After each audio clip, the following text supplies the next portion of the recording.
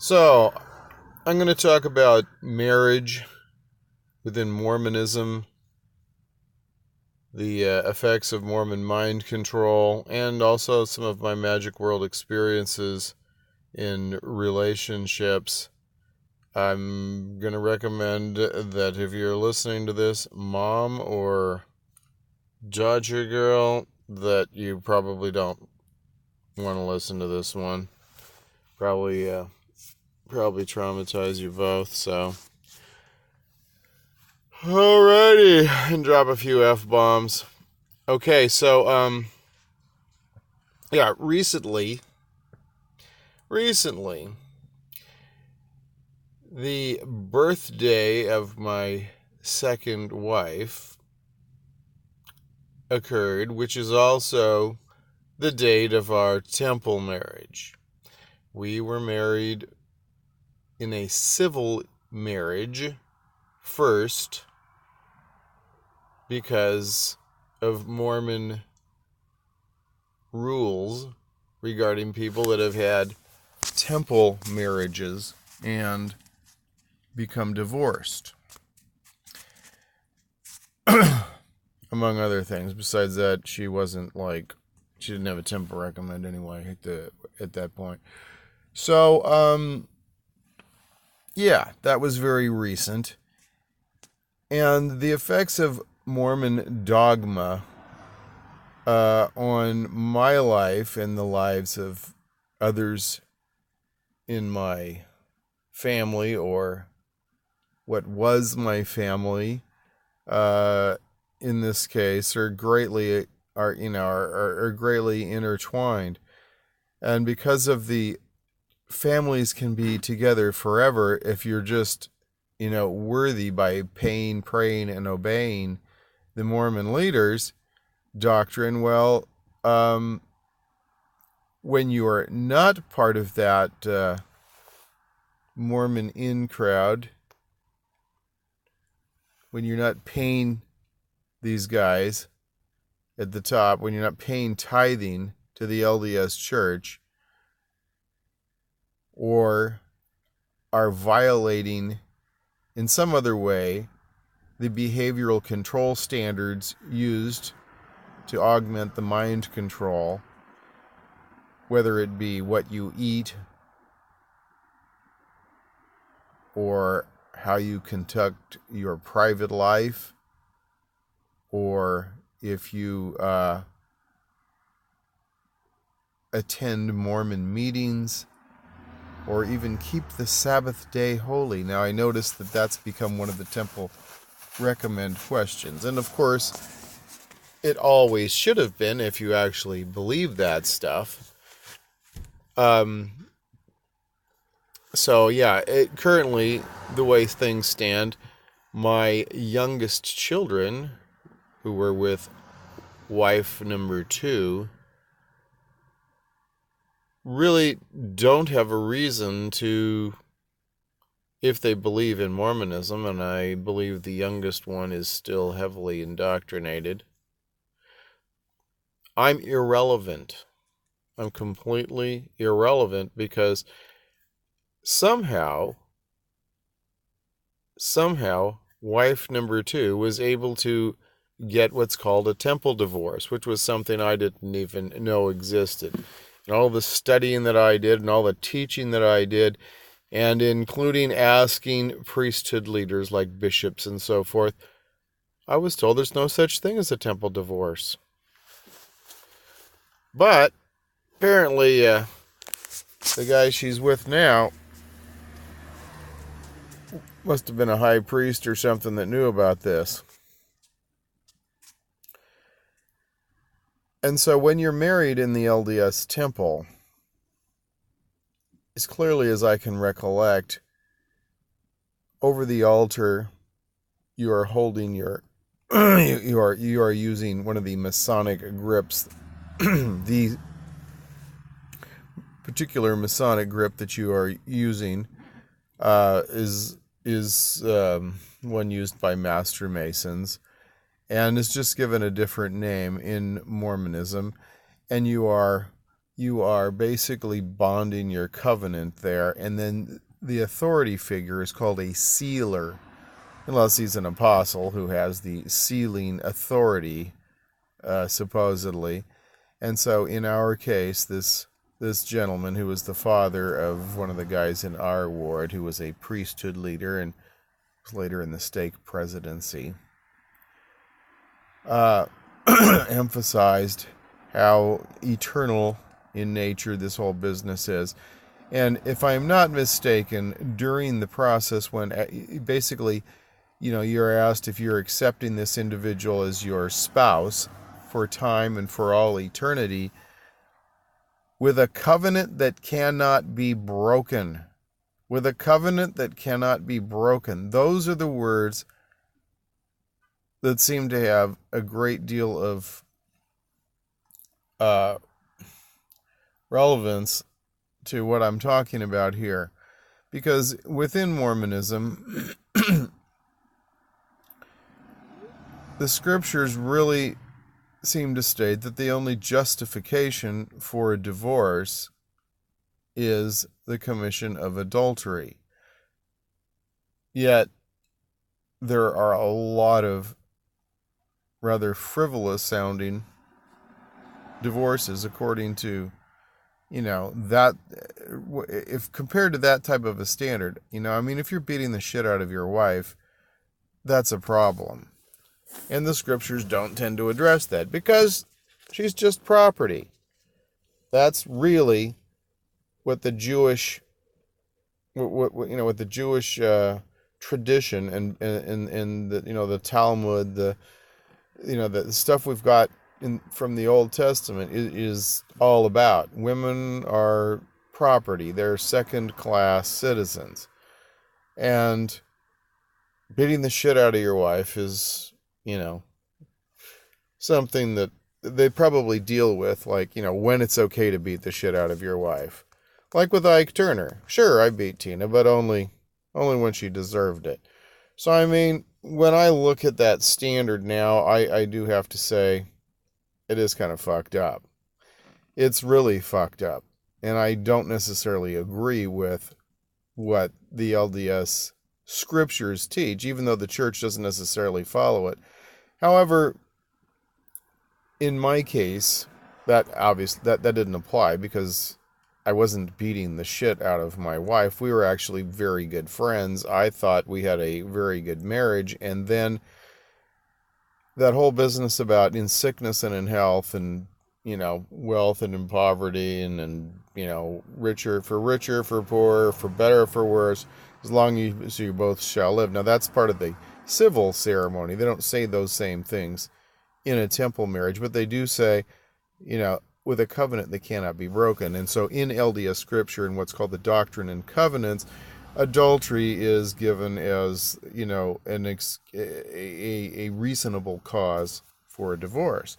And, well, that just wasn't happening. So, in addition to the Book of Mormon copied into the Book of Mormon in 3 Nephi chapter 12, word for word, the same stuff from the Sermon on the Mount, which you find in Matthew chapter 5 in the New Testament, it clearly states that a woman who, divorces her husband winds up divorced for anything other than adultery would be committing adultery in a, subsequent relationship. That's what the scriptures say.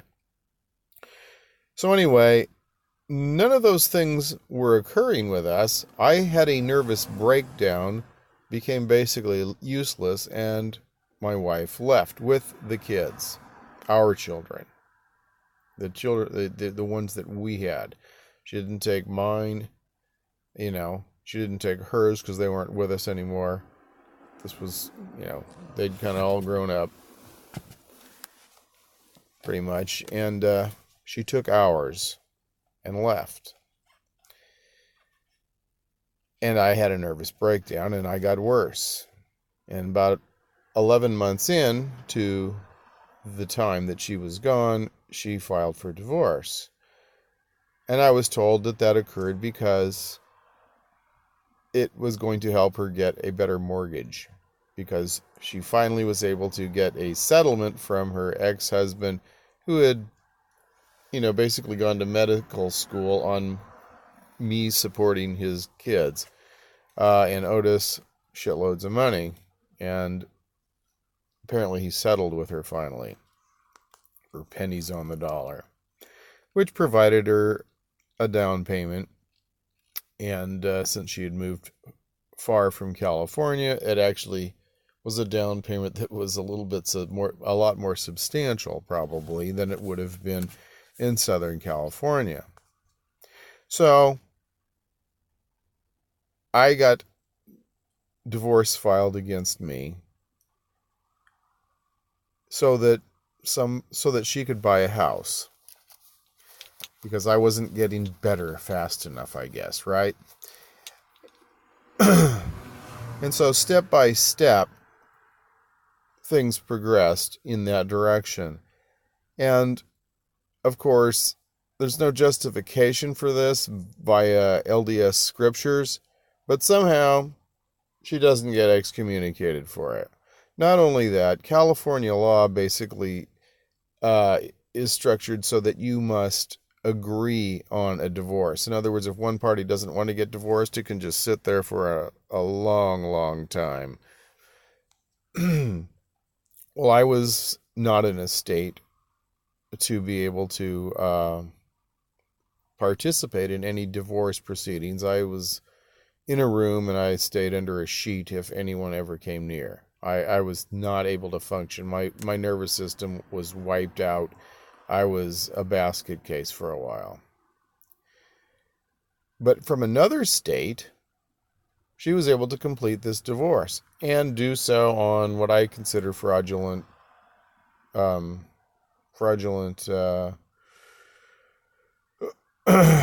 whatever. Anyway, excuses. So in other words, there were two excuses that could be that could be attempted. One is called permanent insanity or incurable insanity, and the other was anyway, she didn't use that one. I mean, she could have tried that, but a nervous breakdown is not insanity, and I did, recover. I can't say I'm back. I can't say I have recovered 100%, but I'm functioning pretty well. The other one was irreconcilable differences. When she left, I mean, other than the fact that I was having a nervous breakdown and demonic possession, I would say, we had gotten along quite well for, many years. So that really wasn't even true at all, but it was a way for her to accomplish what she wanted to do so she could buy a home. So that's what she did. Then let's say another year and a half or so passes, and I'm still useless, still going under a sheet or covers. If anyone comes within a room that I'm in, I'm just not communicating with human beings. Although sometimes I would speak, but rarely. I was speaking to my son until he was murdered, and he stopped calling.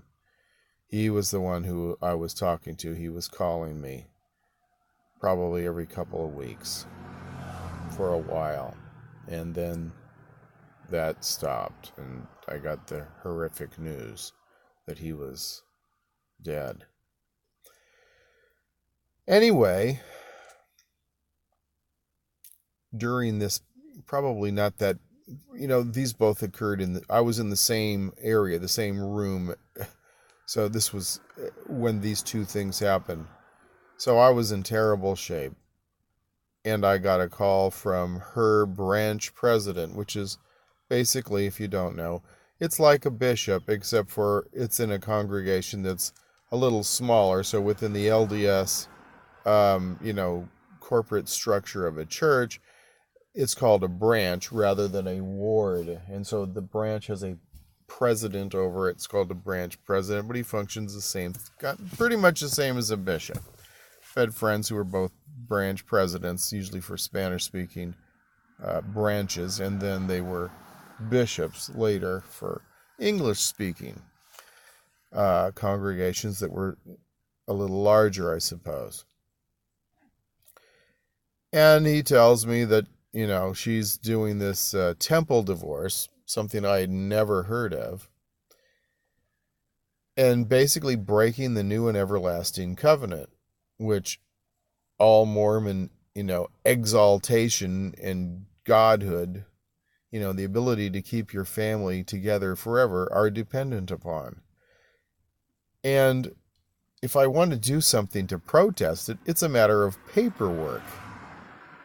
I'm like, see, for someone who believes in, in the Mormon, in being sealed together with a bond that cannot be broken and with a covenant that cannot be broken for time and all eternity by people who have special powers granted to them from the Israelite God,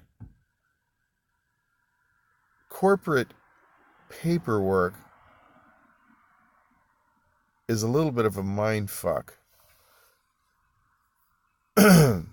Anyway, I had kind of relapsed mentally into what could I have done? Could the church somehow be what it said it was, even though there's so many contradictions? I'd been drugged heavily by authorities when my son 5150'd me because he claimed he thought I was going to commit suicide.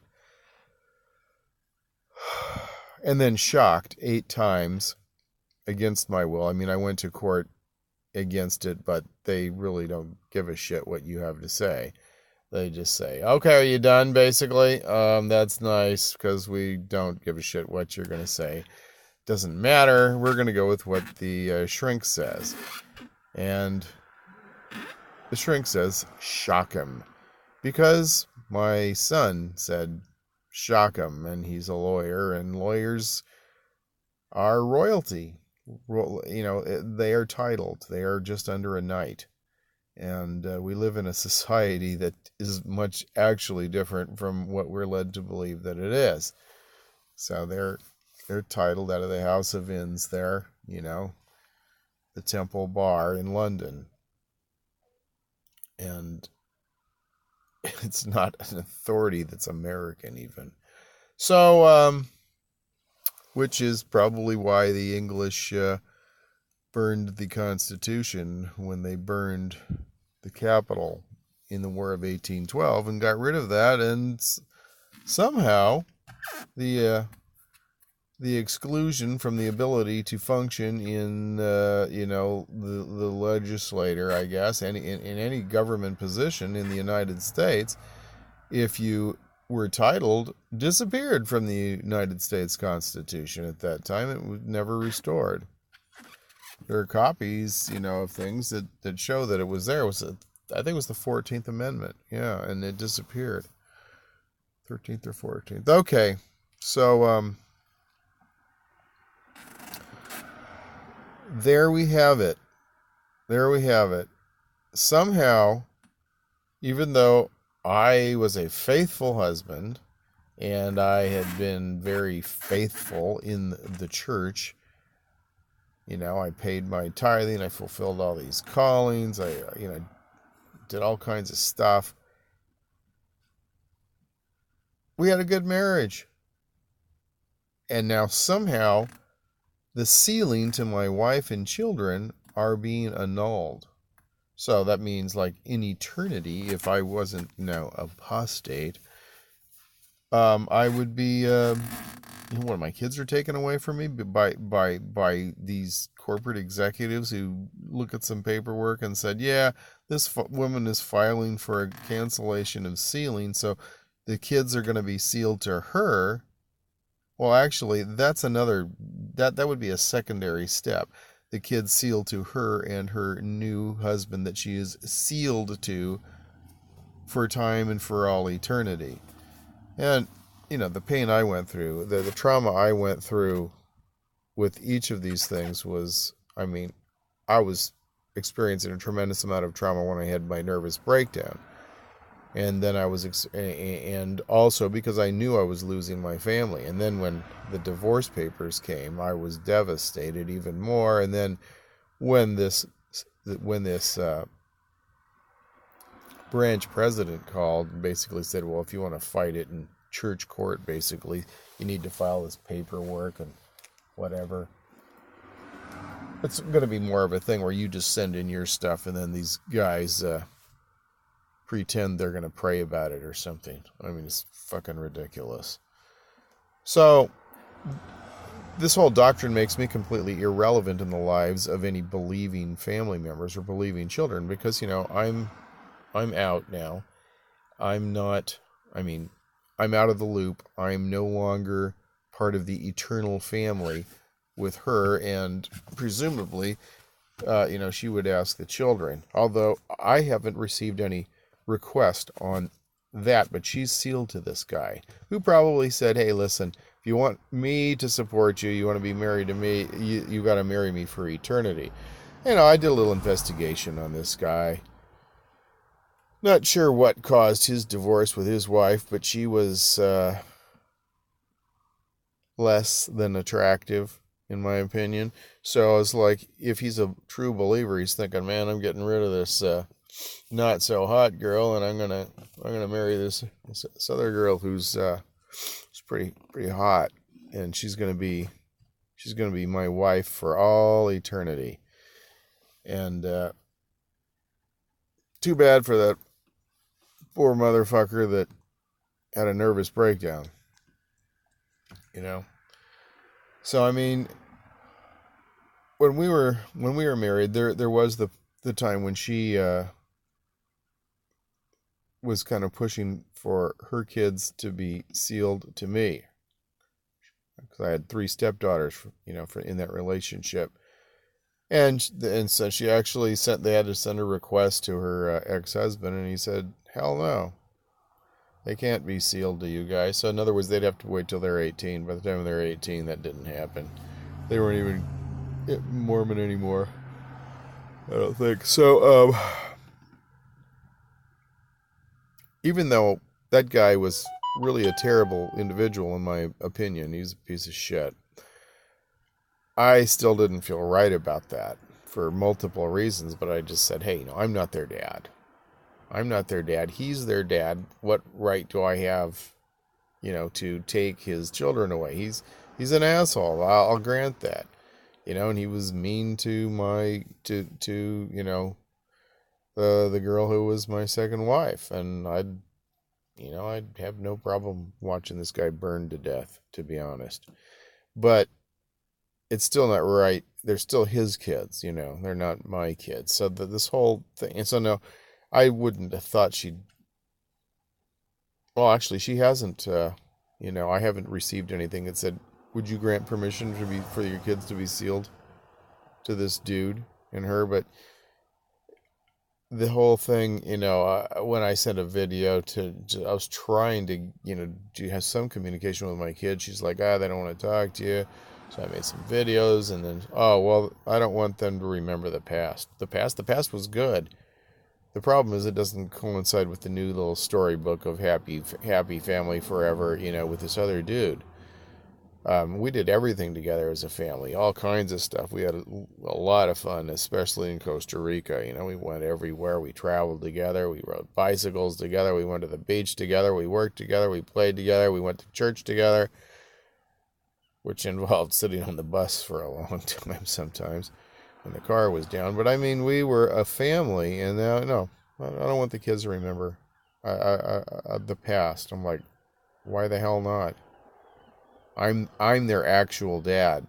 And so somehow, subsequently, with the help of her daughter, I mean, I just can't see her doing this shit to me, but her daughter, I heard, was talking shit about me. So my kids don't even want to talk to me, supposedly, although my little girl did on her birthday a year ago. And then I went out, and I was already, in a state nearby. I was trying to be able to see them, and I did, but no, I didn't see him. He wouldn't even see me, but my little girl, she didn't want to see me, but, I saw her for a couple of minutes. She seemed real happy to see me when we talked to her at the video chat. I was like, what the hell happened? Anyway, I'm not in a financial position to really do anything to fight for custody.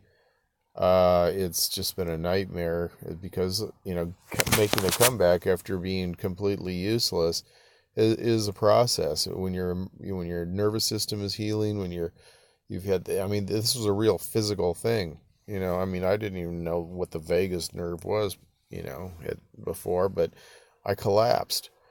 I'd have been under a tremendous amount of stress for a number of years. And my God, the trauma that's involved in this whole process, I try not to re-traumatize myself thinking about certain aspects of it, especially getting 5150'd and being locked up and tortured, basically. Tortured mentally, being told, your son's trying to put you away for life. Hey, I was going to drag people out of Mormonism. We probably figured, right? Because I'd stated that I knew the church wasn't true and shown many reasons as to why that was the case, although I did kind of relapse at some point there when I was breaking down and think, oh, maybe I screwed up. Maybe there's some way you can explain away all this shit, that Joseph Smith did with other people's wives and all these fucking lies and contradictions in these scriptures. Your mind is just in that situation. The programming is so, can be so strong. Plus, if you've had these spiritual experiences to validate the belief system, it becomes very probable that you will experience a great deal of cognitive dissonance. And the suffering, if you're in a place where you mentally and with your nervous system, that you're having a breakdown, you're not running on all 8 cylinders or all 6 cylinders. You're a quart short. You just don't have all the tools that you need to work through the process. And so at any rate, this time of year for me, there are a number of dates that have recently passed that are associated with a lot of pain. My wife leaving with the kids, my kids' birthdays, my son being murdered, our temple sealing and her birthday. There's just so many things that and my dad dying. It's been it's kind of rough. It's really rough. And so focusing on how the LDS doctrine makes me, as the father in this case, irrelevant because I'm not worthy. I don't believe the brethren anymore. I'm against the church.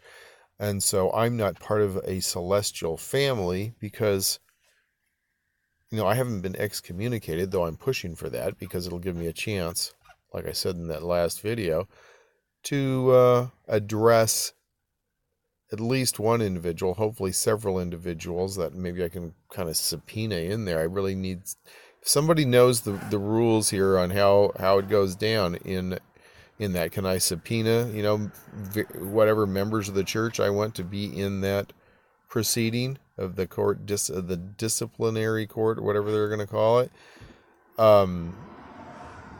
Because I want certain individuals to hear me, who have to hear me out as I lay down contradiction after contradiction and proof of deliberate deceit and immoral action by the church leaders to mind control people into believing that they need to continue to serve this horrible corporate entity and continue to pay 10% of their income and waste their time going to be indoctrinated, waste the time they could be spending with their family.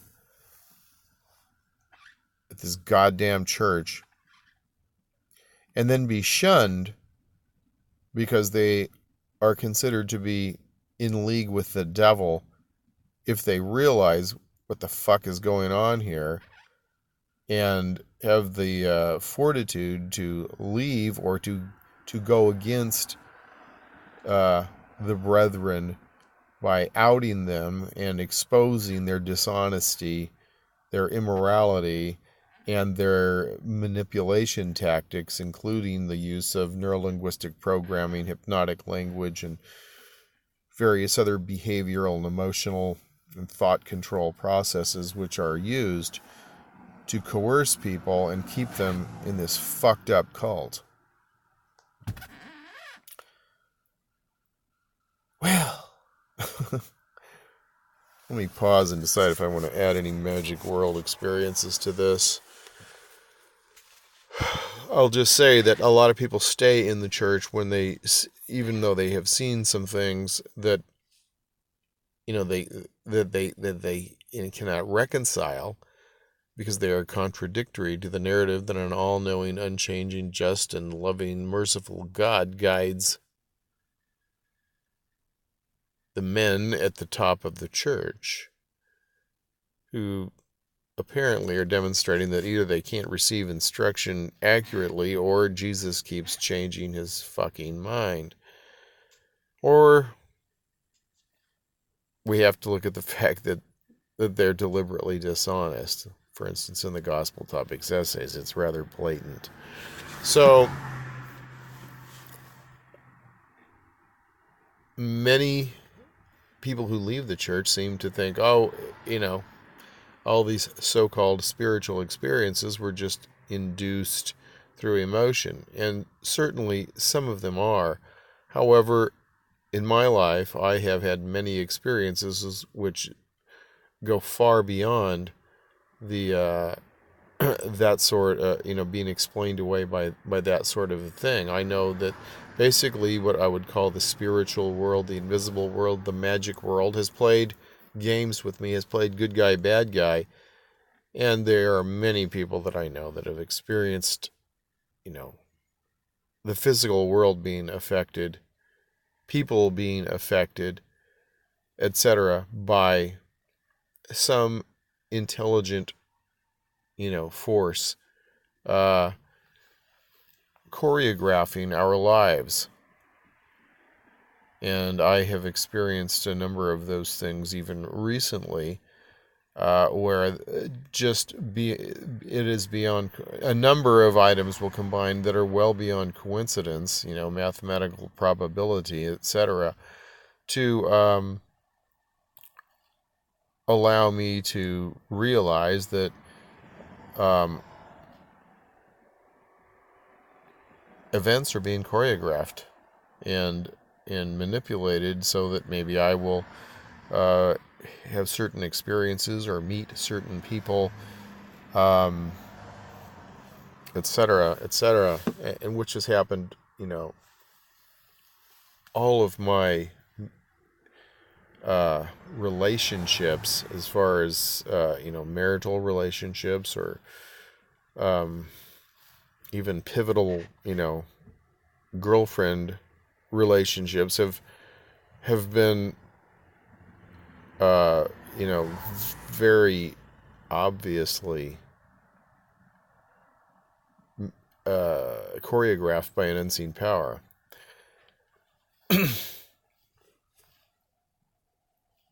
At least starting from my first marriage. I have to say that has been the case, as well as me joining the LDS Church and having experiences where I feel now that I was, there were forces playing good guy, bad guy with me, leading me, into a stronger belief, and then showing me that I'd been lied to. Anyway, I don't know if I'm going to detail those at this point. I think maybe I'll just cut it short at this point, and thank all of you for your support in any way that you render it, whether it's sharing these videos, whether it's commenting, liking, subscribing, or financial support. Everything is appreciated. I'm really thankful for the great viewers that we have. I know that my views are greatly reduced through shadow banning. That's pretty obvious. So many times, I suppose a lot of you don't even get notifications. But I'm